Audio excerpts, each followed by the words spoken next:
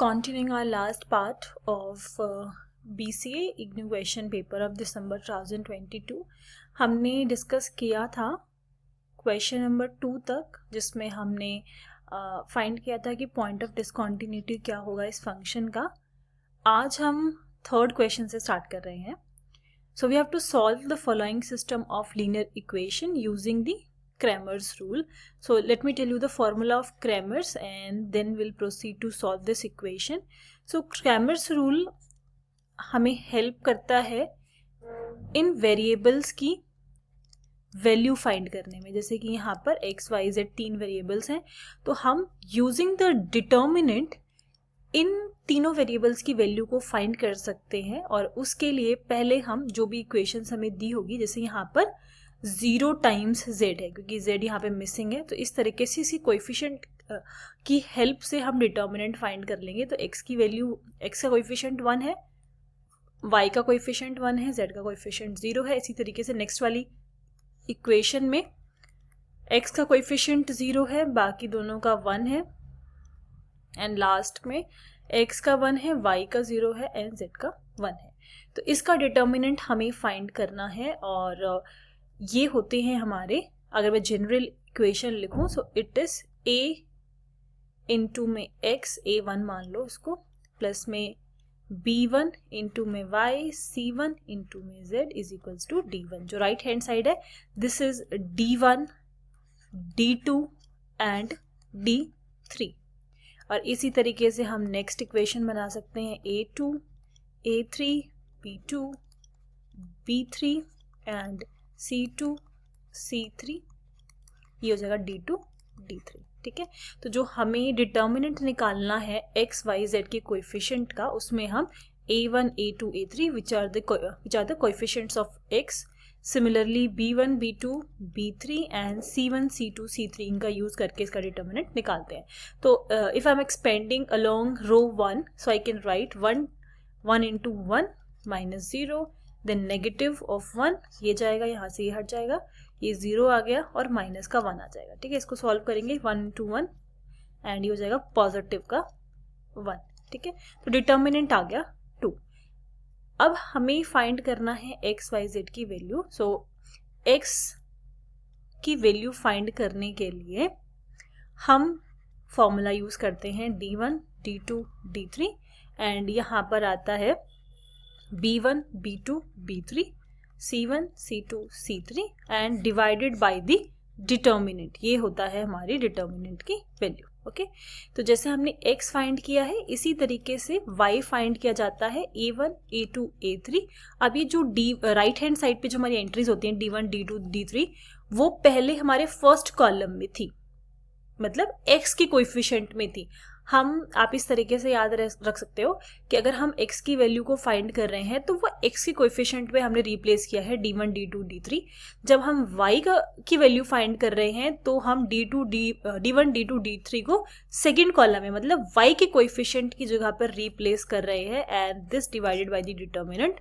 Similarly for the z, as I'm finding the value of z, so I will replace d1, d2, d3 with the coefficient of z and rest everything will be same, and b1, b2 and b3 divided by the determinant। हमें जो हमने determinant find किया है, इनका determinant, इसका determinant find करने के बाद हमें इसको जो ओवरऑल डिटर्मिनेंट था कोएफिशिएंट का, उससे डिवाइड करना होता है। तो हम इसकी वैल्यू को पुट करेंगे, क्योंकि पहले 2 रोज वही रहेंगे, तो मैं एज इट इज उनकी वैल्यू लिख रही हूँ 1, 1, 0, 0, 1, 1 एंड d1, d2, d3 की वैल्यू यहाँ से पता चल जाएगी, वो है 0, 1 एंड 3। तो I am just expanding this first row, क्योंकि ये दोनों 0 हैं तो बस एक आ जाएगा -1, क्योंकि यहाँ का साइन नेगेटिव होता है। यहाँ से ये क्या है, 1 इंटू 1 एंड माइनस का 3, सो this will be -1, -2 plus minus minus, 3 में से 1 के 2 और ये आ जाएगा दिस। ठीक है, एंड डिवाइडेड बाय डिटर्मिनेंट से डिवाइड करना होता है, तो डिटर्मिनेंट हमारा 2 आया था, सो दिस विल बी 2/2, ये कैंसिल आउट हो गया 1। तो x की वैल्यू हमारे पास आ गई 1। इसी तरीके से y की वैल्यू को फाइंड करते हैं, तो इसमें पहला जो है वो सेम रहेगा, थर्ड कॉलम सेम रहेगा. अब यहाँ पर हम लिख देंगे D1, D2, D3. Again I'm expanding it along row 1, so it will be 1 time. यहाँ से गया 3 ones, 1 ones are 1 minus 3, so this will be minus 2, and divided by the determinant it will be minus 1. So y की value भी minus 1. अब हम find कर लेते हैं ब्लैक से z की वैल्यू.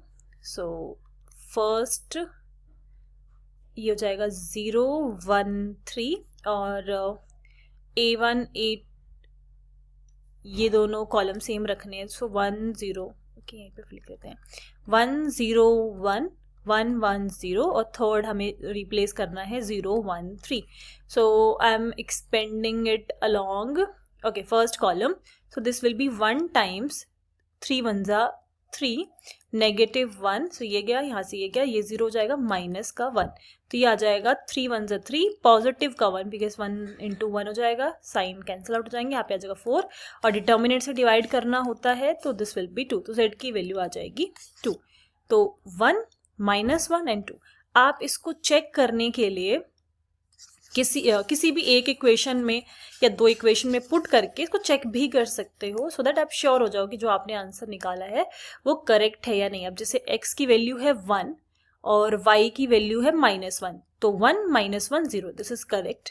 देन y और z को जब हम प्लस करेंगे then this should be positive का 1. तो y की वैल्यू है 1, z की वैल्यू है 2, सो दिस इज पॉजिटिव का 1, ये भी करेक्ट है. z और x की वैल्यू को अगर हम ऐड करेंगे then this should be 3, so 2 + 1 this is 3. तो बिल्कुल करेक्ट आ रही है x y z की वैल्यू.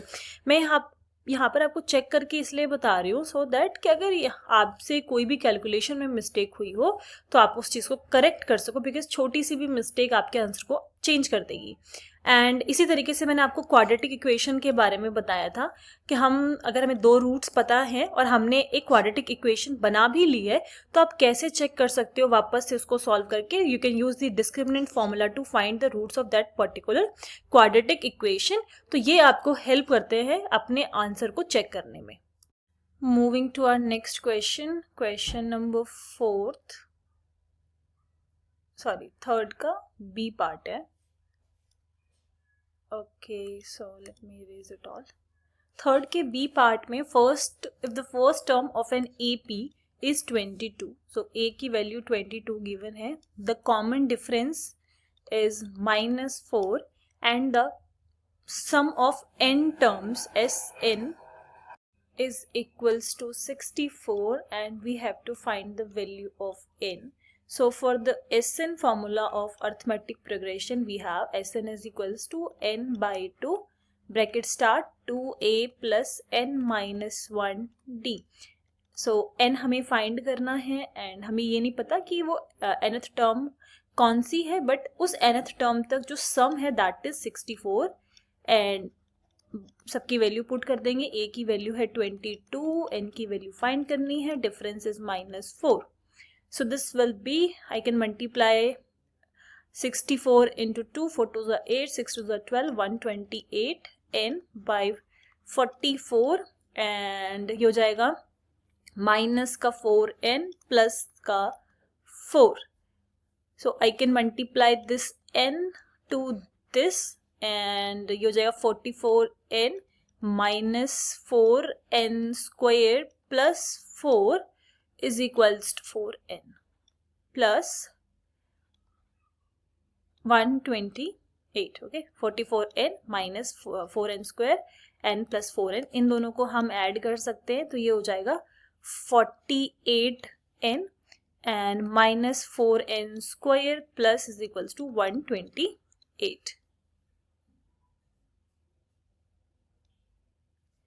हम इस पूरे इक्वेशन में से 4 कॉमन ले सकते हैं तो यहाँ पर आ जाएगा -n square, 4 1 4, 4 2 8 by n is equals to then 4 3 12, 4 2 8. पूरी इक्वेशन में n माइनस से हम मल्टीप्लाई कर देंगे तो ये पॉजिटिव हो जाएगा, -2n आ जाएगा एंड -32 आ जाएगा. So we will just solve this equation, that is n square n square minus 12n plus 32 is equals to 0. So with the help of splitting the middle term, तो यहाँ पे 32 है, so we can take 4 into 8. 4 8 से 32 और 4 और 8 को add करके 12 बना सकते हैं. तो -4 आ जाएगा, -4n minus 8n plus 32 is equals to 0. n common ले लिया तो यहाँ बचेगा n -4. यहाँ से -8 कॉमन ले लेते हैं, n -4 इज इक्वल्स टू 0. तो एक हमारा फैक्टर बन जाएगा n -8, एक बन जाएगा n -4 इज इक्वल्स टू 0. तो n की यहाँ पर हमें दो वैल्यू मिल रही है, एक है 8, दूसरी है 4. ये पॉसिबल वैल्यूज़ हमें यहाँ पर n की हेल्प से, इस फॉर्मूले की हेल्प से मिलती हैं. और अगर कोई भी n की वैल्यू आपको नेगेटिव मिल रही है तो आप उस वैल्यू को डिस्कार्ड कर सकते हो स्ट्रेट अवे, क्योंकि जहाँ पे जो n है वो हमारा टर्म होता है और कोई भी टर्म नेगेटिव में नहीं हो सकती. इसलिए अगर कोई नेगेटिव वैल्यू यहाँ पर हमें मिलती तो हम उसको स्ट्रेट अवे डिस्कार्ड कर देते, बट यहाँ पे दोनों ही पॉजिटिव वैल्यू हैं. अब जैसे यहाँ पे फर्स्ट टर्म हमें 22 बताई हुई है, तो सेकेंड टर्म की अगर मैं बात करूं तो कॉमन डिफरेंस -4 चल रहा है. तो इससे इसका मतलब कि और भी ये जो 22 से हमें और लेस पे जाना है, तो यहाँ पर आ जाएगा -18. उसके बाद फिर से -4 करेंगे तो -14, फिर से -4 करेंगे तो पॉजिटिव वैल्यू होगी सारी, प्लस का 18 प्लस का 12, क्योंकि -4 करना है तो वैल्यू लेस जाएगी. अब क्योंकि यहाँ पर 8 और 4 दोनों पॉसिबिलिटीज़ हैं, तो मैंने पहली 4 टर्म्स लिख ली हैं so that I can figure out कि अगर इन चारों का सम 64 है, क्योंकि सम ऑफ n टर्म्स है 64, तो n की वैल्यू 4 होगी. n की वैल्यू दोनों नहीं हो सकते, ये पॉसिबल वैल्यूज़ हमारे पास होती हैं. और पहली टर्म 22 है तो और कॉमन डिफरेंस -4 चल रहा है, तो अगर मैं इन दोनों का डिफरेंस करूँ 18 माइनस 22 तो आई विल गेट -4. ठीक है, इसलिए वैल्यूज़ अगर कॉमन डिफरेंस 4 है सो हर सक्सेसिव टर्म जो है वो कम होती चली जा रही है. तो पहले 4 टर्म्स हैं, अब अगर मैं अब इनको ऐड करूं तो ये मुझे मिल जाएगा फर्स्ट लास्ट 2 टर्म्स को ऐड करने से 24, इन दोनों को ऐड किया सो 8 19 0 1 कैरी 3 4 40, और इन दोनों को ऐड किया सो दिस विल बी 64. तो इस तरीके से हम फाइंड कर सकते हैं. अगर मैं अब 8 टर्म्स यहाँ पर और लिखूँ तो ये और कम होता हुआ चला जाएगा. ठीक है, बट हम वो भी लिख के चेक कर सकते हैं. ये 8 और 4 दोनों ही वैल्यूज़ पॉसिबल हैं. अगर मान लो मैं 10 के और आगे इस टर्म्स को बढ़ाती हूँ, -4 करना है, तो आई विल गेट पॉजिटिव का 6. उसके बाद अगेन मैं -4 करूँगी, 6 - 4 इट विल बी 2. अगेन मैं -4 करूँगी तो यहाँ पे मेरे पास -2 आ जाएगा. ठीक है, -2 इट विल बी -4. फिर से मैं -4 करूँगी तो -2 है, ये दिस विल बी -6. ओके, आप चेक कर सकते हो ऐसे ही, -6 -2 तो दिस विल बी -4. अगेन मैं इसमें से -4 करूँगी सो दिस विल बी -10. ओके, तो 4 टर्म्स ये थी, 8 मुझे और बनानी है, 4 टर्म्स ये और हो गई -6 तक. तो 6 और 6 कैंसिल आउट हो जाएगा, ये आपस में कैंसिल आउट हो जाएंगी. अगेन मैं इनको ऐड करूँगी तो मेरे पास फिर से 64 आ जाएगा. तो ये दोनों ही n टर्म्स पॉसिबल, ये दोनों ही n की वैल्यूज़ पॉसिबल है. आई होप आप लोगों को समझ में आ गया होगा किस तरीके से सॉल्व करना है, किस तरीके से n की वैल्यू को फाइंड करना है. Now let's move to our next question, which is find the length of the curve y is equals to 3 plus x by 2. और हमें फाइंड करनी है इस कर्व की लेंथ फ्रॉम 3 to 2 4. ये जो हमें कर्व दे रखा है, basically this is a straight line. और ये मुझे कैसे पता चला, बिकॉज जो जनरल फॉर्मूला है, जो जनरल इक्वेशन है स्ट्रेट लाइन की, that is y is equals to mx plus c. ये होती है एक स्ट्रेट लाइन की जनरल इक्वेशन. तो अगर मैं इसको कंपेयर करूँ so y is equals to ये हमारा mx वाला हो जाएगा. m यहाँ पर होता है स्लोप. ठीक है, सो यहाँ पे m की वैल्यू हमें मिल रही है हाफ और c की वैल्यू यहाँ पर है 3. तो ये क्योंकि एक स्ट्रेट लाइन है इसलिए क्वेश्चन जो है और इजी हो जाता है. और हमें फ्रॉम 3 to 2/4 फाइंड करनी है, तो हमें एक स्ट्रेट लाइन मिलने वाली है. ये हमारी लाइन जो है उसका इक्वेशन होगा y is equals to 3 + x by 2. और क्योंकि हमसे पूछा गया है हमें फाइंड करना है यहाँ से यहाँ तक का डिस्टेंस, तो 0 3 आपको कहीं यहाँ पर मिलेगा, क्योंकि x का जो कोऑर्डिनेट है दैट इज 0. सो 0 3 यहाँ पर कहीं मिलेगा, 1 टू समथिंग, यहाँ पर कहीं आपको 2 और 4 मिलेगा। तो सिंपली हम डिस्टेंस फॉर्मूला का यूज करके भी इस डिस्टेंस को फाइंड कर सकते हैं। डिस्टेंस फॉर्मूला हमारे पास क्या होता है, दिस इज, हमें सब्ट्रैक्ट करना है x2 माइनस x1 का स्क्वायर प्लस में y2 माइनस y1 का होल स्क्वायर। ठीक है, तो जैसे हम वैल्यू पुट करेंगे, this is x1 y1, this is x2 y2, value put करेंगे तो ये आ जाएगा 2 माइनस 0 का स्क्वायर, 4 माइनस 3 का square, then this will be 2 का स्क्वायर 4, 4 माइनस 3 दैट इज 1, 1 का स्क्वायर दैट इज 1, तो ये हो जाएगा root 5 is the length of this curve. And just in case ये कर्व स्ट्रेट लाइन नहीं होता तो किस तरीके से हम इसको सॉल्व करते, formula length of a curve निकालने का होता है L is equals to integration from a to b under root 1 plus derivative of y इसका whole square dx। So this is the formula when we are derivating it with respect to x। इसी तरीके से हम, आप चाहो तो y के respect में भी इसको इंटीग्रेट कर सकते हो। यहाँ पर d ऑफ y आ जाएगा, यहाँ पर x डैश आ जाएगा, मतलब x के रिस्पेक्ट में डेरिवेटिव करना है। एंड ये जो लिमिट है फ्रॉम a टू b रहेगी, जैसे आप विद रिस्पेक्ट टू x कर रहे हो, so I will be using the limits of x from 0 to 2। अगर आप y के रिस्पेक्ट में इसको इंटीग्रेट कर रहे हो, so you have to use the limits of y that is from 3 to 4। तो दोनों के रिस्पेक्ट में लेंथ ऑफ अ कर्व निकाली जा सकती है। So this is equals to L is equals to, आपको फॉर्मूला याद रखना है, this is the important formula. So as we are integrating it with respect to x, so our integral limit will be from 0 to 2 and the integration y plus derivative निकाल लेते हैं। So y dash is equals to differentiation of 3 as it is this is a constant, so it will be 0 plus half x का हम करेंगे, so ये हो जाएगा 1, तो ये हो जाएगा हाफ का square and integration with respect to x, ये हो जाएगा 1/4 अंडर रूट 1 प्लस 1/4 और ये हो जाएगा 5/4 whole under root and the integration with respect to x। So 5/4 integration करने पे x आ जाएगा और इस पे हमारी लिमिट लग जाएगी from 0 to 2। So this will be 2 into root 5/4 और इसको जब हम सॉल्व करेंगे, sorry this is whole under root, तो ये हम इस तरीके से लिख सकते हैं रूट 5/2। सो यहाँ पे आ जाएगा 2, सो 2 से 2 cancel and again our answer is root 5। So अगर आप कंफ्यूज हैं कि ये स्ट्रेट लाइन है या नहीं, तो simply you can go for this formula, but for the information you should know that y is equals to mx plus c is a straight line equation। उससे आप distance formula भी लगाकर इसको solve कर सकते हो। तो I have told you both the ways how you can find the length of a curve। Moving on to our next question, if a, b and c vectors are coplanar vectors, then prove that a plus b vector, b plus c vector and c plus a vector are also coplanar vectors। coplanar मतलब कि एक ही plane में सारे vectors लाई कर रहे हैं। ठीक है, तो if this is a plane, तो A B and C vectors तीनों इसी प्लेन में लाई कर रहे हैं, A B and C so on. ठीक है, तो हमें ये प्रूव करना है ए प्लस बी, जो इन दोनों को ऐड करके जो वेक्टर बनेगा, B plus C and C plus A, ये तीनों भी कोप्लेनर वेक्टर्स होंगे।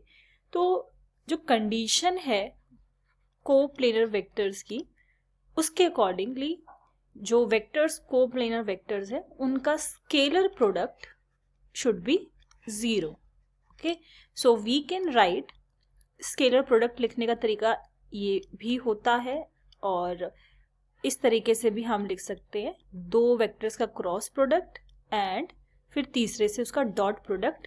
ये जो वेक्टर्स हैं scalar product, this should be 0 अगर ये हमारे कोप्लेनर वेक्टर्स हैं। ठीक है, तो एक तरीके से मैं इसको गिवन मान सकती हूँ, because it is already given that these 3 vectors are coplanar vectors, and in order to prove that these 3 are coplanar vectors, we have to prove that scalar product of these 3 vectors should be 0। okay, तो हम किस तरीके से लिख सकते हैं, a plus B vector, इसका cross product b plus C vector के साथ। ठीक है, उसके बाद हम डॉट प्रोडक्ट ले लेंगे c प्लस a वेक्टर के साथ। अगर हम ये प्रूव कर दें that this is equals to 0, then we can say that these three vectors are coplanar vectors. Okay, तो हम पहले इसको सॉल्व करते हैं, then we will dot product this with c plus a vector and we will show that this is equals to 0. तो हम लेकर चल रहे हैं a plus b का cross product with b plus c. Okay, now ये हो जाएगा हमारा a cross b, then a का b के साथ कर दिया, देन a का c के साथ cross product. Okay, now same with this plus b cross b plus b cross c vector. Okay, इस तरीके से इसका हमने क्रॉस प्रोडक्ट कर दिया. Now we know a property, cross product of the same vector, cross product of a vector with itself is equals to 0. तो ये जो b क्रॉस b वेक्टर है, this will be 0 by the property that when we cross product of vector with itself, it is equals to 0. So I can remove this one and instead of this I can write b cross c product. ठीक है, ये हमने solve कर दिया. अब हमें इसका dot product कराना है with c plus a. So dot product with c plus a. Okay, तो ये हमारा सबके साथ ऑपरेट होगा 1 by 1. C इन तीनों के साथ ऑपरेट होगा, फिर A इन तीनों के साथ ऑपरेट होगा. सो हम लिखते हैं इसको 1 by 1 A क्रॉस B का डॉट प्रोडक्ट विद C. ठीक है, अभी अब मैं C के साथ करवा रही हूँ. Then plus A vector cross C vector again with C. Then 1 is left, b vector cross c vector and dot product with c. Similarly, I have to write for a.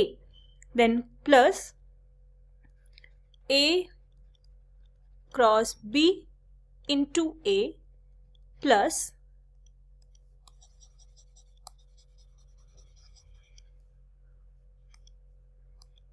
a cross c, again dot product with a plus ये vector यहाँ पे लगा लेना because all of 3 are vectors. Okay, last one is b cross c dot product with a. ये हमारा आ जाएगा dot product करने के बाद. Now we have a property that, let's take this one. जब भी हम स्केलर प्रोडक्ट कर रहे हैं और उसमें दो वेक्टर्स सेम है, ठीक है, let me repeat it again. अगर हम स्केलर प्रोडक्ट कर रहे हैं और उसमें दो वेक्टर्स, कोई भी दो वेक्टर्स उसमें सेम आ रही हैं, then the scalar product of this is equals to 0. So with the help of this property I can say that this is equals to 0, this is equals to 0 because a and a is repeated, and this is equals to 0 again because a and a is repeated, and this is equals to 0 again, c and c is repeated. So we are only left with two scalar products. First one is this and second one is this. We can write this as a, b and c and plus b, c and a. Okay, ये दोनों ही vectors scalar product same ही है. अगर मैं इसको लिखूं a, b and c, तो जो cyclic इसका साइक्लिक वे है उसके अकॉर्डिंगली ये तीनों सेम है. अगर मैं इसकी पोजीशन इस तरीके से लिखूं, a यहाँ पे शिफ्ट होगा, साइक्लिक रोटेशन में मैं इसको शिफ्ट कर सकती हूँ. b will be shifted over here and this c will be shifted over here. Okay, तो ये सेम ही वेक्टर्स हैं, तो आई can right 2 times scalar product of a, b and c vectors. Okay, now I am using the given statement which said that a, b, c are coplanar vectors, and with this statement I know that scalar product of a and b, c is equals to 0. So by using the given statement I can say this is equals to 0. So 2 into 0 is equals to 0. और यही same चीज हमें prove करनी थी यहाँ पर, ठीक है. सो आई होप आपको ये चीज क्लियर हो गई. Hence proved. तो आपको दो जो प्रॉपर्टीज याद रखनी है, तीन एक्चुअली प्रॉपर्टीज जो आपको याद रखनी है कि कोप्लेनर वेक्टर में स्केलर प्रोडक्ट जो है वो 0 के इक्वल होता है. जब भी हम किसी भी दो वेक्टर्स का क्रॉस प्रोडक्ट करा रहे हैं और दोनों आइडेंटिकल है, then the cross product is equals to 0 and the scalar product if any two vectors are equal, so that is also 0. तो ये आपको बातें याद रखनी है. कोप्लेनर वेक्टर्स की डेफिनेशन भी आ सकती है. So for that you have to remember if any three vectors are coplanar vectors, so the scalar product will be 0. Now let's move to our next question. Fourth का A part है. A child is holding string a flying cat which is at the height of 50 meter, so height is given 50 meter from the ground. The wind carries away the kite horizontally from the child at the rate of 6.5 meter per second. Determine the rate at which the kite string must be left out when the string is 130 meter. So first of all let's write. जो भी हमें question से पता लग रहा है, जो भी इंफॉर्मेशन वो हम लिख लेते हैं. तो हाइट हमें यहाँ पर दी गई है. Let me indicate this with y. So this is 50 meter and हमें हॉरिजॉन्टल वेलोसिटी गिवन है, that is 6.5 meter per second. So dx by dt which is velocity. Velocity को हम लिखते हैं, velocity is equals to dx by dt and that is 6.5 meter per second. जो string की length हमें दे रखी है उसको हम s से डिनोट कर रहे हैं बिकॉज वो लेंथ है, तो s सिंबल यूज हो रहा है उसके लिए. 130 मीटर. अब हमें क्या फाइंड करना है कि rate is again a velocity या स्पीड. तो हमें फाइंड करना है ds बाई dt क्या होगा. Clear. So our aim is to find ds by dt when this s is 130 meter. So with the help of Pythagoras theorem, first of all we will find s and that is equals to x square plus y square. And in this we are unaware of s and x. So I can simply write s square is equals to, as we don't know about x, we only know about y, and that is 50 square. But we can differentiate it, and on differentiating I will get 2s because power ऊपर है तो power आगे आ जाएगी और एक power यहाँ पे कम हो जाएगी. और हम क्योंकि t के रिस्पेक्ट में इसका डिफरेंशिएट कर रहे हैं, क्योंकि हर जगह पर t के रिस्पेक्ट में ही हमें इन्फॉर्मेशन चाहिए because it is a velocity. तो यह आ जाएगा ds by dt and this is equals to 2x by dx by dt. Okay. 50 is a constant, तो इसका जब डिफरेंशिएट करोगे तो ये 0 हो जाएगा. तो यहां से हम लिख सकते हैं ds by d t x by s d x by d t. 2 से 2 कैंसिल आउट हो जाएगा and I can shift this s on right hand side. Now when s is equals to 130 meter, okay, so x square plus 50 square and s की जगह पर अब हम 130 का square put करके फाइंड कर लेते हैं x की value. So x square is equals to 13 का स्क्वायर 169 एंड इसको उधर शिफ्ट किया. So 25 and this is negative 0. So x square की वैल्यू आ गई सब्ट्रैक्ट करने पे 14400 और x हमें निकालना है तो हमने इसका स्क्वायर रूट कर दिया, दैट इज 120 मीटर. अब इस x की वैल्यू हम यहाँ पुट कर सकते हैं क्योंकि हमें ds बाई डी टी चाहिए. ठीक है, हमें यही फाइंड करना था. x की वैल्यू पता है हमें, s की वैल्यू पता है हमें and dx by d T की वैल्यू पता है हमें. सो इससे हम बस अपनी वैल्यू पुट करेंगे. ds by d T x is 120 and s की वैल्यू 130 है और 6.5 हमें dx बाई dt दे रखा था. तो इसको कैंसिल आउट कर देंगे and this will B 12 by 13 into 65 by 10 and ये आ जाएगा हमारे पास 6 मीटर पर सेकेंड। ये डायरेक्टली हमारे पास कैंसिल आउट हो जाएगा। यहाँ पर आ गया 1, ये आ गया 5, 5 2 एंड 2 6। तो इस रेट से अगर काइट की जो स्ट्रिंग है वो लेफ्ट आउट होती है 6 मीटर पर सेकेंड से, तो अगर 130 मीटर की स्ट्रिंग है तो अगर इतने रेट से वो उसके हाथ से लेफ्ट आउट हो जाएगी। Then next we have, using determinant we have to find the area of a triangle whose vertices are 1 2 minus 2 3 and minus 3 minus 4. For this you have to simply remember the formula that area of a triangle given by the vertices this, so half x1 x2 x3 y1 y2 y3 and third column entry should be 1 1 1। ठीक है, ये हो गया x1, ये हो जाएगा x2, ये हो जाएगा x3।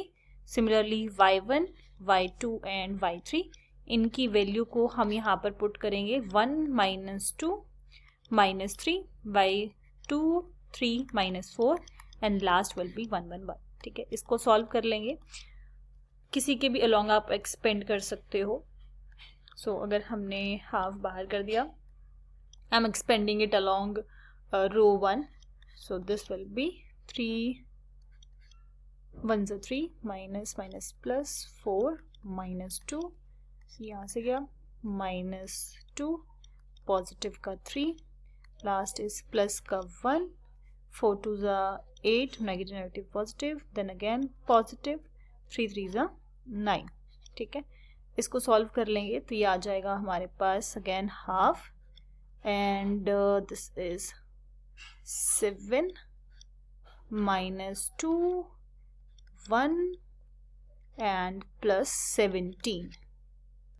इसको हम आगे लिख सकते हैं हाफ 24 -2 हाफ एंड 22, और ये कैंसिल आउट हो जाएगा 22।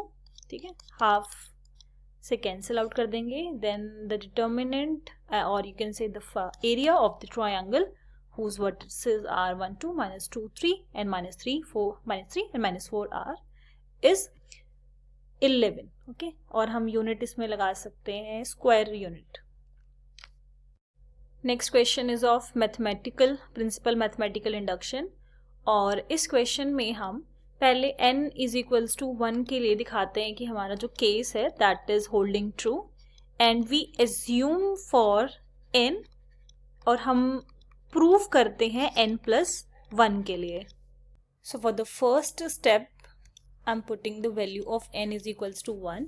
तो जैसे ही हम n की जगह पर 1 वैल्यू रखेंगे वी विल गेट 1/2। इसका मतलब ये जो फर्स्ट वाली टर्म है इसकी बात हो रही है, सिर्फ एक ही टर्म यहाँ पे यूज की गई है। तो ये किसके इक्वल आना चाहिए, अगेन हम n की वैल्यू 1 रखेंगे तो यहाँ पर भी आ जाएगा हाफ। तो लेफ्ट हैंड साइड भी ये वैल्यू हाफ ही है और राइट हैंड साइड भी हाफ है। तो इसका मतलब जब हम n की वैल्यू 1 रख रहे हैं तो जो केस है दैट इज ट्रू।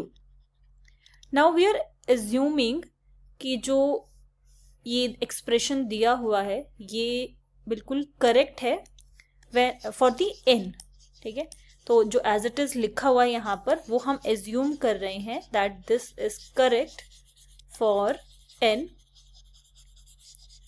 ठीक है, तो ये मैं यहाँ पर लिख रही हूँ दिस इज गिवन, या फिर ये हमारी एजप्शन है, assume this is true. Now we have to prove the same thing for n+1, मतलब यहाँ पर एक और टर्म अब एड ऑन हो जाएगी दैट इज n की जगह पर n+1 आ जाएगा, और नेक्स्ट हम यहाँ पे रखेंगे n+1, तो जो 1 है वो इसके साथ ऐड होकर यहाँ पर आ जाएगा n+2, और हमें ये पूरा एक्सप्रेशन प्रूव करना है that this is equals to n की जगह पे अगेन यहाँ पर आ जाएगा n+1। ठीक है, या फिर मैं अलग से लिख देती हूँ, हमें प्रूव करना है that this is equals to n+1 by n+2। यहाँ पर हम रखेंगे n+1, यहाँ पर रखेंगे n+1, तो ये हो जाएगा n+2। ये हमें प्रूव करना है। ठीक है, तो जो भी हमने एज्यूम किया होता है n के लिए उसका रिजल्ट हम यूज करते हैं इसमें in order to prove this for n+1। तो हमें ये पता है कि ये जो पूरा मैंने सीरीज लिया है इसमें यहाँ से यहाँ तक का जो सम है वो क्या है, n/n+1। ठीक है, तो मैंने इसका पूरा सम यूज कर लिया कि वो इसके इक्वल है। अब जो एक टर्म रह गई वो मैं यहाँ पर लिख रही हूँ, दैट इज 1/n+1 n+2। अब बस मुझे इसको ऐड करना है और we have to show that this is equals to n+1/n+2। ठीक है, जब हम इसका एलसीएम लेंगे तो हमें मिलेगा n+1 n+2, because same factor है तो वो एक बार इंक्लूड हो गया, और n+2 एलसीएम लेने पे यहाँ पर आ जाएगा n+2 मल्टीप्लाई बाय n+1। इसको सॉल्व करेंगे, so this will be n² + 2n+1 by n+1 n+2। ठीक, इसको सॉल्व कर लेंगे further, so this is n² plus n, यहाँ पे 1 है तो हमें 2 बनाना है, प्लस n+1। ठीक है, इसके फैक्टर्स बना लेते हैं, n+1 + 1 n+1। So splitting the middle term की हेल्प से n+1 का स्क्वायर हमें यहाँ पर मिल रहा है। So this is equals to n+1 का whole square n+1 by n+2। सो एक n+1 से एक n+1 कैंसिल आउट हो जाएगा and this will be n+1 by n+2, और यही चीज हमें प्रूव करनी थी, hence proved. In the next question, we have to reduce the matrix A into the normal form and we have to find the rank. So normal form हमें help करती है rank find करने में। Rank क्या होता है, हमारे पास जो भी number of non zero rows होंगी उसको हम बोलेंगे rank, after converting it into normal form. Normal form में हम ट्राई करते हैं ऊपर टॉप, बिल्कुल टॉप लेफ्ट में आइडेंटिटी ब्लॉक बनाने का, and rest entry are should be 0। तो हमारी लीडिंग एंट्री है वो हमारी 1 होनी चाहिए और उसके बाद के एंट्रीज हमारे पास 0 होनी चाहिए। तो हम इस तरीके से ऑपरेशंस यहाँ पर लगाएंगे, जैसे कि अगर हम पहला ऑपरेशन लगाएं कि हमने थर्ड और फर्स्ट रो को इंटरचेंज कर दिया तो हमारे पास मैट्रिक्स बनेगी 1 -1 0 0 1 1 5 3 8।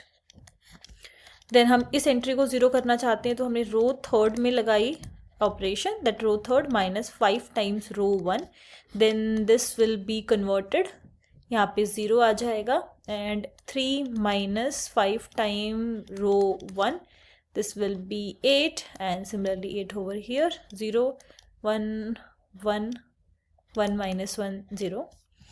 उसके बाद हम इसको 0 कर सकते हैं, रो थर्ड में अगेन हमने रो थर्ड -8 टाइम्स रो 2 कर दिया, सो दैट ये आपस में सब्ट्रैक्ट होकर 0 आ जाए। तो एंट्रीज हो जाएंगी 1 -1 0 1 1 0 0 एंड 0। ओके, तो हमें आइडेंटिटी ब्लॉक बनाना है, उसके लिए हमें यहाँ पर 0 चाहिए। तो हमने कॉलम ऑपरेशन लगा दिया, ऐड कर दिया दोनों कॉलम्स को। तो ऐड करेंगे, C2 में चेंजेस कर रहे हैं, C2 प्लस में कॉलम 1, इन दोनों को ऐड करेंगे, ये जगह 0, यहाँ पे 1, यहाँ पे 0। कॉलम थर्ड में हम चेंजेस कर देते हैं, कॉलम 3 माइनस कॉलम 2, तो 0 - 0 1 - 1 0, और ये हो जाएगा 0। ठीक है, तो हमने नॉर्मल फॉर्म में कन्वर्ट कर दिया।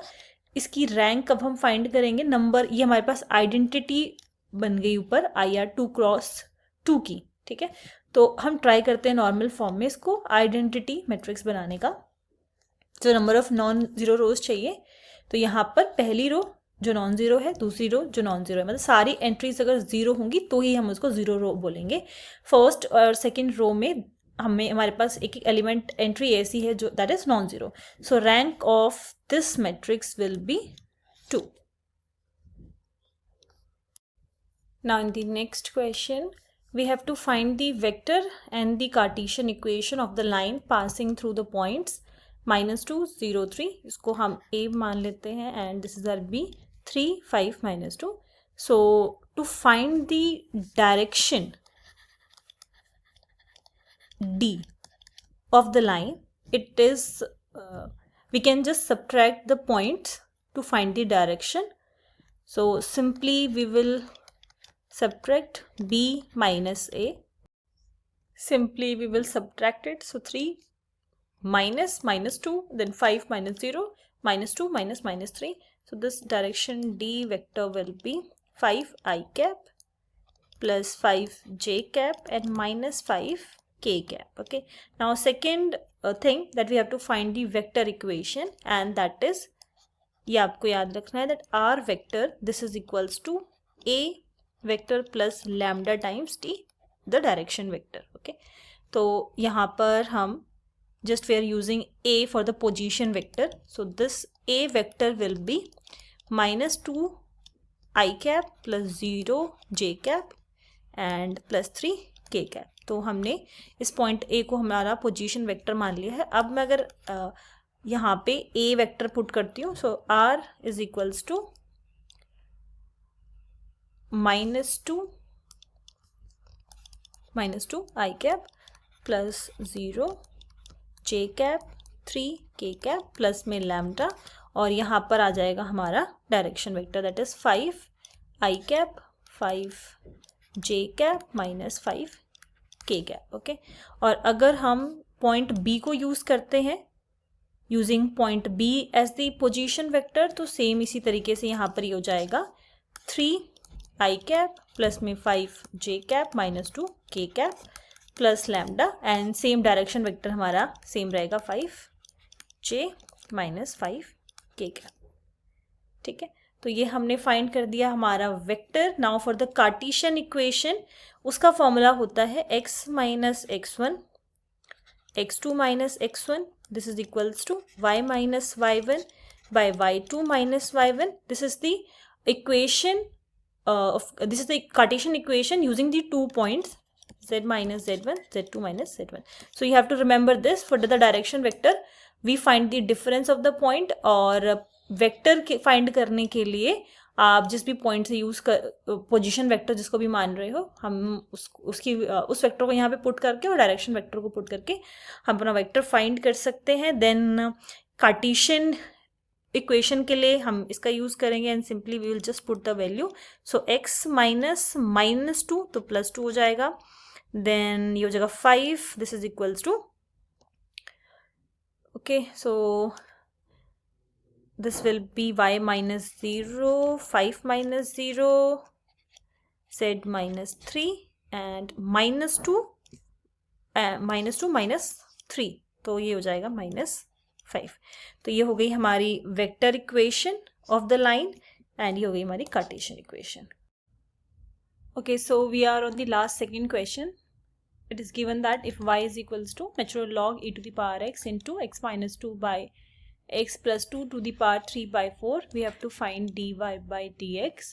So using the property of natural log, we can write it as y is equals to log of e to the power x plus log of x minus 2 by x plus 2, and this power will be here 3 by 4. log की दो properties हमने यहाँ पर use की है. So log and e will be cancelled out, and this will be x plus 3 by 4. Again एक log की property use करेंगे, तो ये हो जाएगा natural log x minus 2 minus natural log x plus 2. Okay, and इसको अलग करके हम लिख सकते हैं x plus 3 by 4 and x minus 2 again 3 by 4 x plus 2. अब हम इसको डिफ्रेंशिएट कर सकते हैं. This will B dy by dx.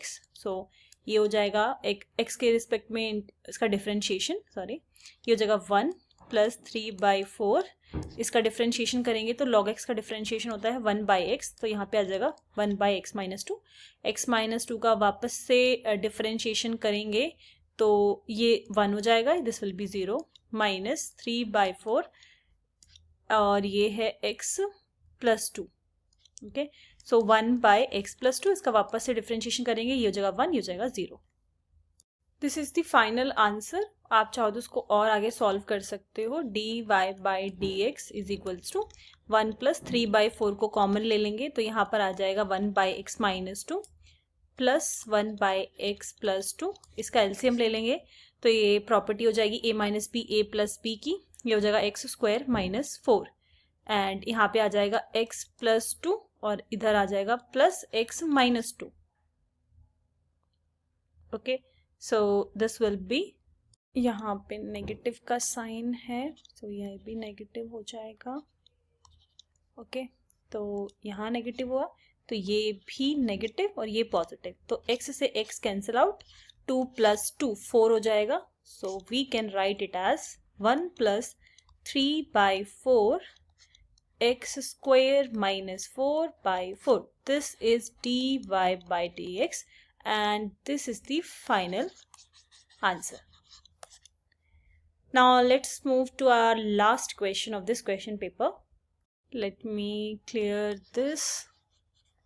Okay, यहाँ पे 4 भी कैंसिल आउट हो रहा है तो इसको भी कैंसिल आउट करके लिख सकते हैं। 4 से 4 कैंसिल आउट हुआ तो dy बाई डी एक्स हमारा बन गया 1 plus 3/x square minus 4।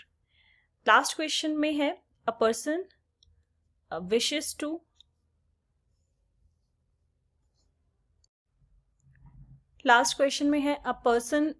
To invest at most 12,000 in option A and option B. Option A को यहाँ पर x मान लेते हैं, ऑप्शन बी को y मान लेते हैं। सो एट मोस्ट दोनों का मिलाकर वो इन्वेस्ट कर सकता है 12,000। He must invest at least 2,000 in option ए, तो एटलीस्ट 2,000 वो एक्स ऑप्शन पे इन्वेस्ट करे एंड एटलीस्ट ये एरर है क्वेश्चन पेपर में, 14,000 नहीं होगा बिकॉज दोनों का मिलाकर ही 12,000 है तो ऑप्शन बी में वो 14,000 हो ही नहीं सकता। So I am assuming it to be 4,000। तो y हमारा जो लीस्ट वो इन्वेस्ट कर सकता है that is 4,000। If option A gives return of 8% and option B gives return of 10%, then how much investment should be done in respective option to maximize the return? तो जो हमारा objective function होगा वो हमारा maximisation का question है। हमें z को जो मैक्सिमम वैल्यू हमें मिलेगी वो चाहिए 8% है, मतलब 0.08 for x and 10% for y। ठीक है, तो कितना इन्वेस्ट करें सच दैट मैक्सिमम प्रॉफिट हो। तो उसके लिए पहले हम ग्राफ प्लॉट कर लेते हैं, उससे हमें थोड़ी हेल्प मिलेगी कि हम कौन कौन से कोऑर्डिनेट्स पे ढूंढ सकते हैं कि मैक्सिमम हमारा फंक्शन रहे। तो पहला है x प्लस वाई, तो ये मैं 2,000 के गैप पे बना लेती हूँ, 2,000 4,000 देन ऐसे ही यहाँ पे 2,000 4,000, तो 12,000 टोटल रहेगा दोनों का ऐड करके। So this is our equation of x plus y less than is equals to 12,000। क्योंकि लेस देन है तो ये टुवर्ड्स द ओरिजिन वाला एरिया रहेगा इस साइड का।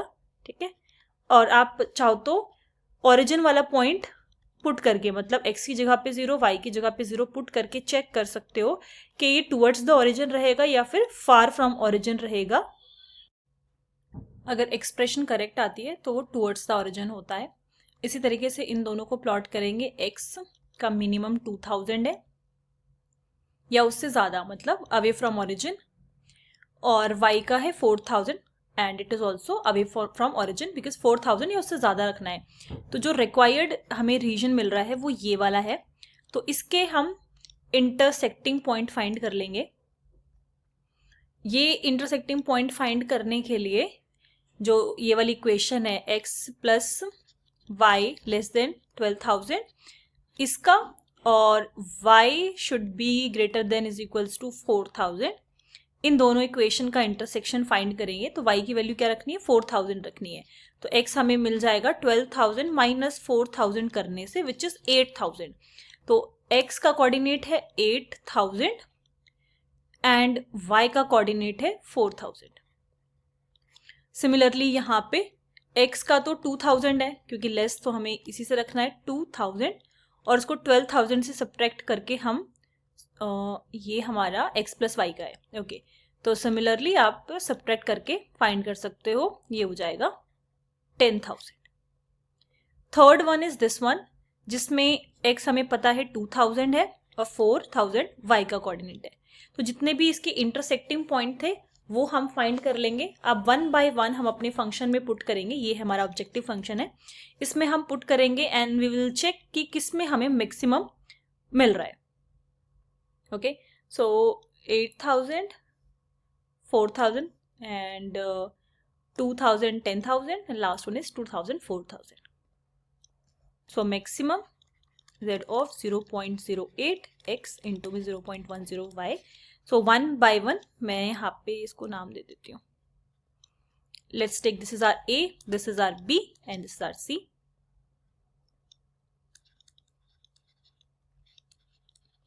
$8,000 x की वैल्यू पुट करी, y की वैल्यू थी 4,000. This was for A. Similarly ऐसे ही 2000 था, 0.10. B वाले कोऑर्डिनेट्स हमने पुट कर दिए 10,000. This is was for the B. And last C का हमने पुट कर दिया 2000 plus 0.10 and 4000. This was for the C. इनको सॉल्व कर लेंगे. So first one will be 640, 400, 1040. इसी तरीके से इसका आ जाएगा 160 प्लस 1000, 20 और 1160. Last one will be 160, 400 and 560.